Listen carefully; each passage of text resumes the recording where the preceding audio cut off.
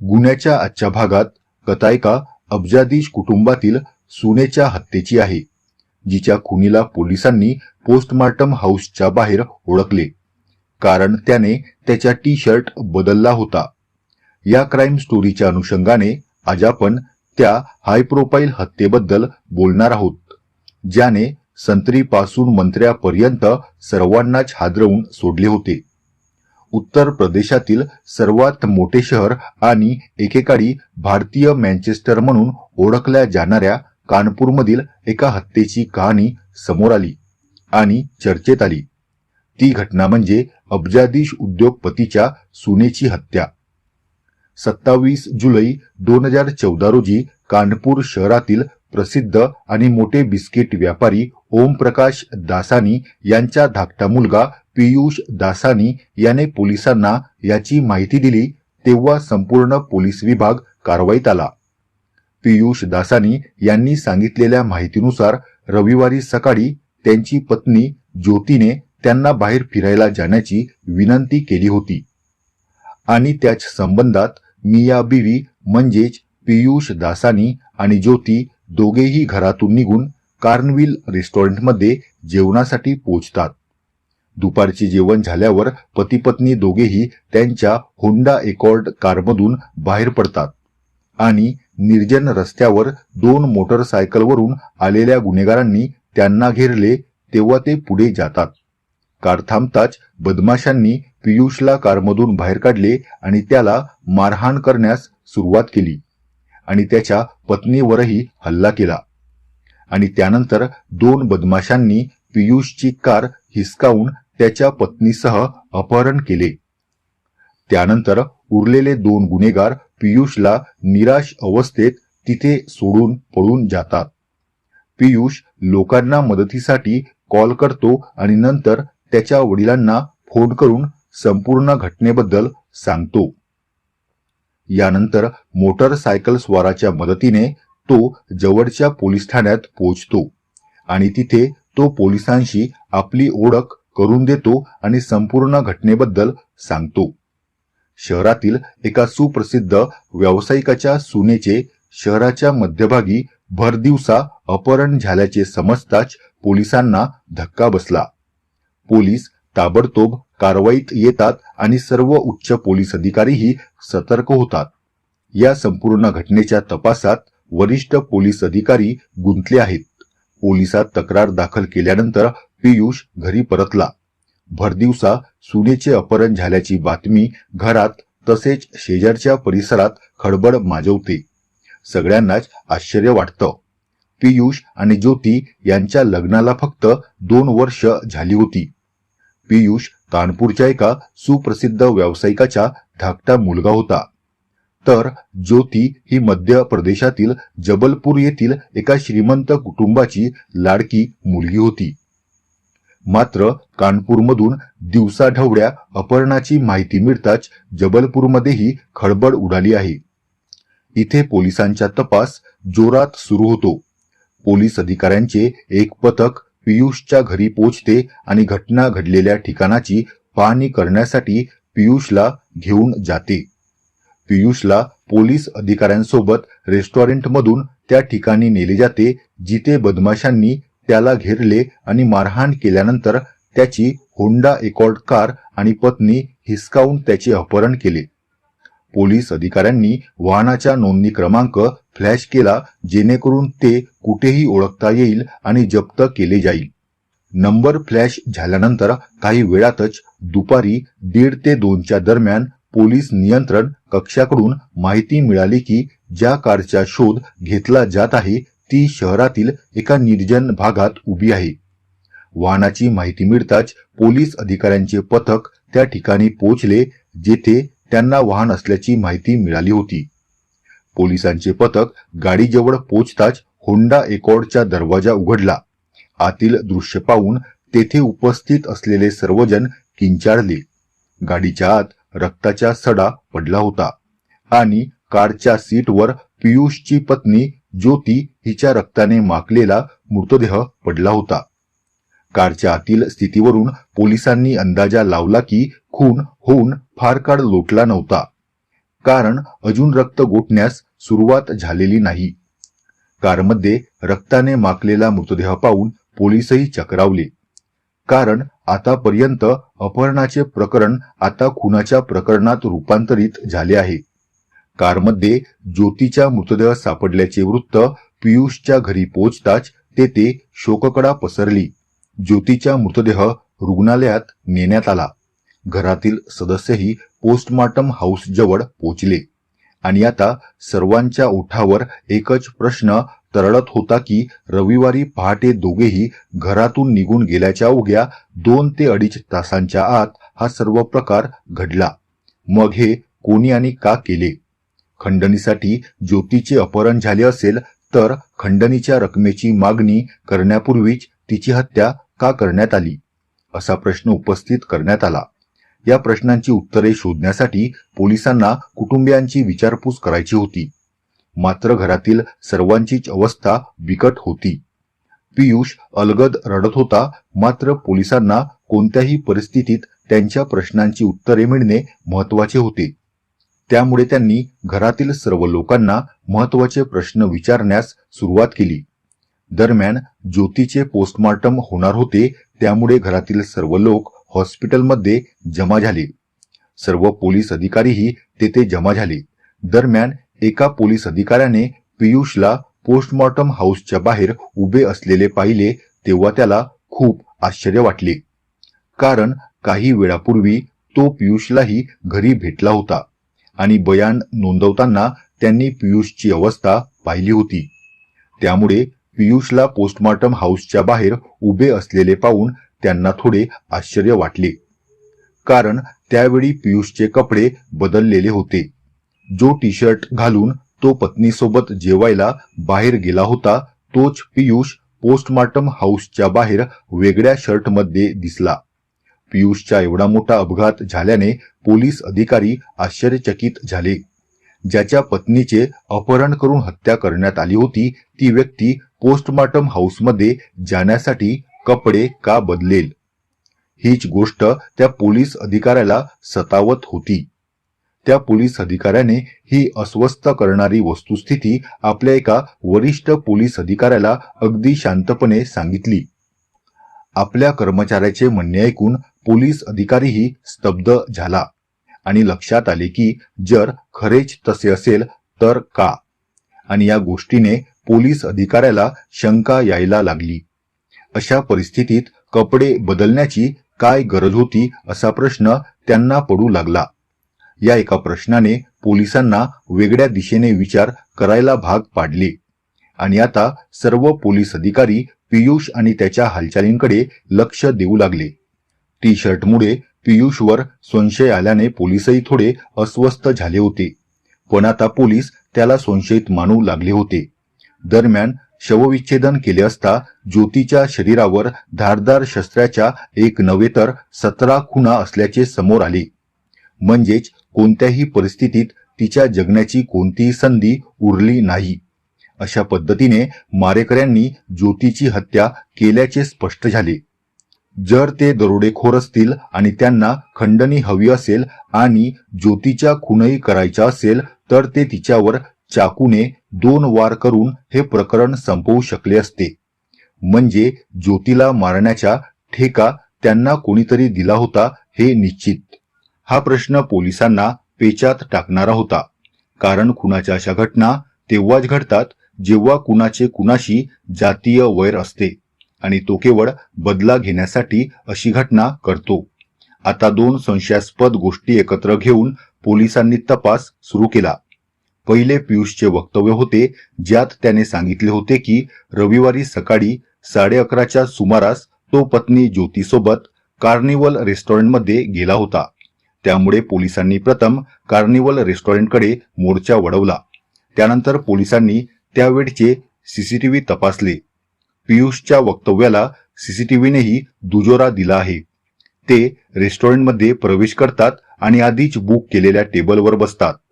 CCTV फुटेजनुसार पती-पत्नी टेबलावर बसल्यापासून जेवण संपेपर्यंत दोघेही एकमेकांशी एक शब्दही बोलत नाहीत. पोलिसांना हे विचित्र वाटले. कारण रविवारी सकाळी जर पती पत्नी ताजी हवेसाठी घराबाहेर गेले तर ते नक्कीच काहीतरी बोलू शकतात. दुसरे म्हणजे जेवण करताना पियुष सतत कोणाशी तरी मोबाईलवर बोलत होता. हे देखील लक्षात घेण्यासारखे होते. त्यामुळे पोलिसांना नक्कीच आश्चर्य वाटले.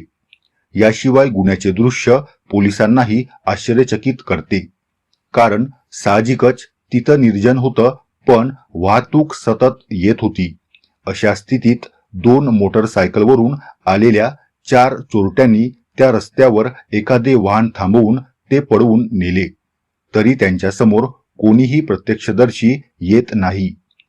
तर पियुषने लिहिले होते की मारहाण करण्यासोबतच त्यांना कारमधून खाली ढकलले आणि कार घेऊन पळून गेले.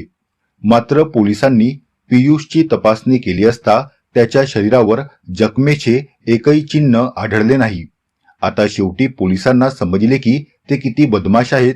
त्यांनी पियुषला हलक्या हातांनी गाडी हिसकावली की त्याच्या अंगावर एकही खून लागली नाही. साहजिकच पोलिसांना संशय येण्यासाठी या गोष्टी पुरेशा होत्या. त्यानंतर पोलिसांनी या प्रकरणातील पुराव्याकडे मोर्चा वळवला आणि पियुषचे कॉल डिटेल्स तपासण्याचा निर्णय घेतला. पियुषच्या कॉल डिटेल्समध्ये पोलिसांना विशेष काही सापडले नसले तरी त्यांना एक नंबर सापडला ज्यावर पियुष सर्वाधिक आणि जास्त वेळ बोलत होता. याचा अर्थ असा की त्याच्या फोनमध्ये असलेल्या सर्व 500हून अधिक नंबरपैकी तो त्या एका नंबरवर जास्तीत जास्त संभाषण करत असे. आणि आश्चर्याची गोष्ट म्हणजे गेली 3 वर्ष तो त्या नंबरवर असे बोलत होता. त्यामुळे त्या क्रमांकावर पोलिसांचे लक्ष लागले आहे. त्यामुळे तो नंबर ट्रॅक केला असता तो नंबर कानपूर येथील एका मुलीचा असल्याचे आढळून आले. तिचे नाव होतं मनीषा. मनीषा ही कानपूरमध्ये पान मसाला बनवणाऱ्या व्यावसायिकाची मुलगी होती. म्हणजे ती सुद्धा करोडपती बापाची मुलगी होती. तेव्हा हीच मनीषा आपली केस सोडवण्याची गुरुकुल्ली ठरू शकते असे पोलिसांना वाटले. त्यामुळे मनीषाची चौकशी करण्याचा पोलिसांचा मानस होता. त्यामुळे त्यांच्या गृहपाठ पूर्ण करण्यासाठी पोलिसांनी आधी मनीषाचे कॉल डिटेल्स व्यवस्थित शोधले आणि तिचे सर्व तपशील स्वतःकडे गोळा केले. पोलिसांनी त्यांचा तपास पुढे नेला कारण हे प्रकरण 3 मोठ्या श्रीमंत घराण्याचे होते. त्यामुळे पोलीस सावधपणे पुढे जात होते. पोलिसांना त्यांच्या तपासात सापडलेले पुरावे आणि सुगावा पियुषच खुनी असल्याची साक्ष देत होते. पण ठोस पुराव्याशिवाय आणि तेही एवढ्या गंभीर आरोपासह पियुषला अटक कशी करायची या संभ्रमात पोलीस होते. त्याला चौकशीसाठी पोलीस ठाण्यात बोलवण्यात आले. या संपूर्ण घटनेचा तो एकमेव प्रत्यक्षदर्शी साक्षीदार असल्याचे सांगत पोलिसांनी पियुषला बोलावले. त्यामुळे त्याची चौकशी करणे आवश्यक आहे. म्हणजेच हत्येनंतर 4 दिवसांनी जेव्हा पोलिसांनी पियुषला चौकशीसाठी बोलावले तेव्हा प्रश्नांच्या यादीतून पियुषच्या लक्षात आले की यावेळी पोलिसांचा दृष्टिकोन बदलला आहे आणि त्याला साक्षीदार म्हणून नव्हे तर केवळ खुनी म्हणून इथे बोलवण्यात आले आहे. पोलिसांनी पियुष समोर त्यांचे एक क्लूज, रेस्टॉरंटचे सीसीटीव्ही फुटेज, घटनेची परिस्थिती, कॉल डिटेल्स, मनीषाचे कॉल डिटेल्स इत्यादी. मात्र दरम्यानच्या काळात पोलिसांनी पियुष आणि ज्योती यांच्यातील संबंधाचा तपास सुरू केला होता. त्यामुळे पोलिसांना बरीच माहिती मिळाली होती ज्याच्या आधारे ते बोलू शकत होते. कारण या पती पत्नीच्या नात्यात काहीतरी लपलेली गोष्ट असल्याची कल्पना पोलिसांना होती. पोलीस ठाण्यात चौकशी दरम्यान पियुष आपल्या आधीच्या वक्तव्यावर ठाम राहिला आणि या पलीकडे त्याने अजिबात तोंड उघडले नाही. त्यानंतर पोलिसांनी आपली रणनीती बदलली आणि मनीषालाही चौकशीसाठी बोलावले. दोघांमध्ये मैत्री असेल तर एकमेकांना काही मदत होईल. पोलिसांनी प्रथम त्यांची स्वतंत्रपणे आणि नंतर समोरासमोर बसवून चौकशी सुरू केली. याशिवाय दोघांचे कॉल डिटेल्स तसेच त्यांच्या सर्व चॅट्स त्यांच्या समोर ठेवून त्याने त्यांची सत्यता त्यांना दाखवून दिली. त्यांच्या वैयक्तिक नात्याचे रहस्य पोलिसांसमोर उघड होताच दोघांच्याही रंगात बदल होऊ लागला आणि त्यानंतर पियुष पोलिसांसमोरच तुटून पडला आणि त्याने हत्येचे संपूर्ण रहस्य पोलिसांसमोर उघड केले. पियुषचा विवाह जबलपूर येथील ज्योतीशी अर्थातच कुटुंबियांच्या इच्छेने झाला होता. पण पियुषचं खरं तर मनीषावर खूप प्रेम होतं आणि दोघांनाही लग्न करायचे होते, पण दोघांनाही घरच्यांच्या इच्छेविरुद्ध जाण्याची हिंमत दाखवता आली नाही. त्यानंतर कुटुंबियांनी पियुषचे लग्न ज्योतीसोबत निश्चित केले आणि पियुषनेही हे नाते मान्य केले होते. ज्योतीशी लग्न करूनही पियुष तिला कधीच पत्नी म्हणून ठेवू शकला नाही. त्यांच्या कुटुंबासमोर दोघेही पती पत्नी म्हणून राहत होते, पण प्रत्यक्षात दोघेही पती पत्नी म्हणून जगत नव्हते. दरम्यान झडती दरम्यान पोलिसांना घरातून ज्योतीची एक डायरी सापडली, ज्यामध्ये ज्योतीने सासरच्या घरी आल्यानंतर प्रत्येक दिवसाची कहाणी लिहिली होती. पियुष कोणत्याही परिस्थितीत ज्योतीला पत्नी म्हणून स्वीकारायला तयार नव्हता आणि मनीषापासून दूर राहणे त्याला आता मान्य नव्हते. म्हणून पियुष आणि मनीषा यांनी मिळून ज्योतीला मार्गातून दूर करण्याचा प्लॅन केला. आशा होती की ज्योतीला दूर करताच दोघांमधला काटा दूर होईल आणि मग दोघे कायमचे भेटू शकतील. पतीचा चांगला मूड पाहून ज्योतीने लॉंग ड्राईव्हला जाण्याचा हट्ट धरला. पियुषने तिला त्या ठिकाणी नेले जिथे त्याने कटासाठी आधीच जागा निश्चित केली होती. वाटेत त्याला ड्रायव्हर, नोकर आणि सुपारी मारणारा भेटला. त्यानंतर तिघांनी मिळून आधी ज्योतीच्या गळा दाबून खून केला आणि नंतर तिच्यावर चाकूने हल्ला केला आणि हे सर्व पियुषच्या समोर करण्यात आले. त्यानंतर पियुष गाडीतून खाली उतरला आणि त्यानंतर पियुषने संपूर्ण नाट्य पसरवले. पियुषच्या फक्त एका चुकीमुळे तो पोलिसांसमोर संशयित बनला, कारण पियुषने टी शर्ट बदलण्याची केलेली चूक त्याला तुरुंगात टाकले. 8 वर्ष चाललेल्या या खून खटल्यातील 560 तारखानंतर खुनाचा निर्णय झाला. कानपूरच्या प्रसिद्ध ज्योती हत्या प्रकरणात अतिरिक्त जिल्हा न्यायाधीशांनी ज्योतीच्या पती आणि त्याच्या मैत्रिणीसह 6 जणांना दोषी ठरवले.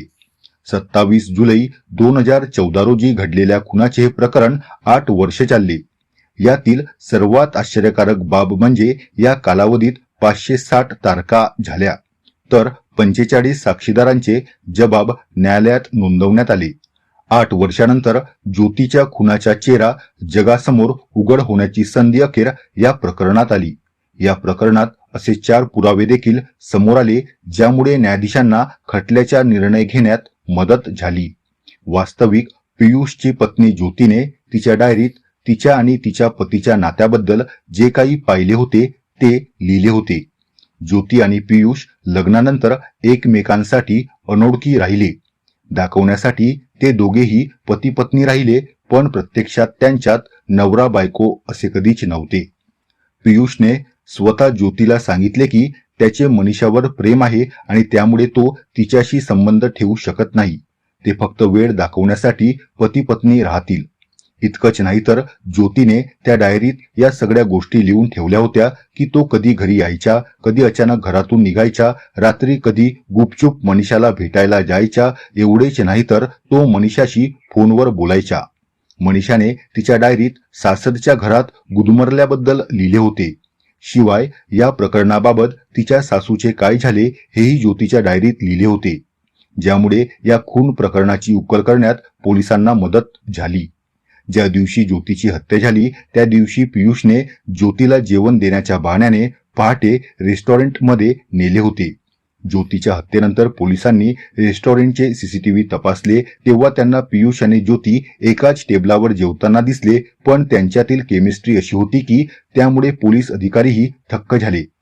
खरे तर सीसीटीव्ही फुटेजवरून हे स्पष्ट झाले आहे की पती पत्नी सुट्टीच्या दिवशी बाहेर जेवायला गेले होते, परंतु रेस्टॉरंटमध्ये जेवण करण्यापूर्वी आणि नंतर त्यांच्यात कोणतेही संभाषण दिसले नाही. दरम्यान पियुषने फोनवर बोलणे सुरूच ठेवले. त्यामुळे ज्योतीच्या हत्येनंतर पियुष आणि त्याची कृती पाहून पोलिसांच्या मनात असलेला संशय बळावला होता. त्यामुळे पोलिसांनी महत्त्वाचे पुरावे आणि सीसीटीव्ही फुटेज सादर केले. या हत्येसाठी वापरलेला चाकू जप्त केल्यानंतर पोलिसांनी तो प्रयोगशाळेत चाचणीसाठी पाठवला. त्या चाकूवरील रक्त आणि ज्योतीचे रक्त एकाच गटाचे असल्याचे निष्पन्न झाले. ज्या चाकूने ज्योतीची हत्या करण्यात आली तो चाकू मॉलमधून खरेदी केल्याचेही पोलीस तपासात उघड झाले आहे. या प्रकरणी पोलिसांनी 2700 पानांची केस डायरी न्यायालयात सादर केली. या प्रकरणाच्या तपासासाठी पोलिसांनी 3 पथके तैनात केली होती. या प्रकरणात पोस्टमॉर्टमच्या वेळी टी शर्ट बदलवून पोस्टमॉर्टम हाऊसमध्ये पोहोचल्यावर पोलिसांना प्रथम पियुषवर संशय आला. या घटनेने तिथे उपस्थित असलेल्या एका पोलीस अधिकाऱ्याला धक्काच बसला. त्यानंतर पोलिसांनी आपल्या तपासाची दिशा बदलून पियुषला संशयाच्या भोवऱ्यात आणले. माझ्या चॅनलवर पहिल्यांदाच व्हिजिट केलं असेल तर नक्की चॅनलला सबस्क्राईब, लाईक करा. पुढील भागात भेटूया अशाच एका क्राईम स्टोरी सोबत.